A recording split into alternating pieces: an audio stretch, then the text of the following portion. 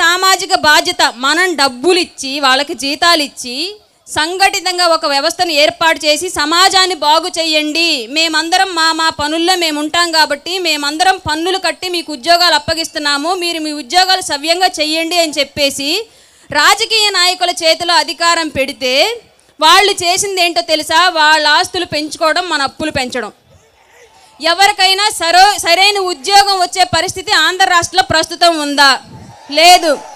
మరి ఎంతోమంది వాళ్ళ ఉద్యోగాన్ని వాళ్ళు సవ్యంగా నెరవేరుస్తూ ఉంటే రాజకీయ నాయకులకు మాత్రమే ఎందుకు మనం విగ్రహాలు పెడుతున్నాం? వాళ్ళు ఉద్యోగులే కదా, మనందరం వాళ్ళకు ఒక అవకాశం, ఉద్యోగాన్ని అప్పచెప్పి వాళ్ళ కుటుంబాలను బాగు చేసడానికి మనం ఒక అవకాశం కల్పించాం. కానీ వాళ్ళు ఏదో వాళ్ళ సొంత డబ్బులతో చేసినట్లుగా ఎందుకు వాళ్ళకి విగ్రహాలు పెట్టి మన వీధుల్లో వాళ్ళ మొహాలను రోజు మనకు రుద్దుతున్నారు? వాళ్ళు ఏమైనా పరమాత్ముల పైనుంచి దిగొచ్చారా? లేదా వాళ్ళ ఆస్తులు ఏమైనా మనకు పెట్టారా?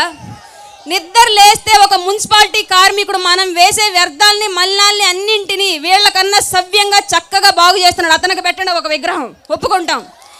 ఆర్మీలో మా అందరి ప్రాణాల కోసం, మా అందరి కుటుంబాల కోసం వాళ్ళ ప్రాణ త్యాగాలు చేసి రోజు ఎక్కడో ఒక చోట ఎవరో ఒక ఆర్మీ జవాన్ ప్రాణాలు పోగొట్టుకుంటున్నాడు, వాళ్ళకు పెట్టండి వీధి వీధి విగ్రహాలు, ఒప్పుకుంటాం.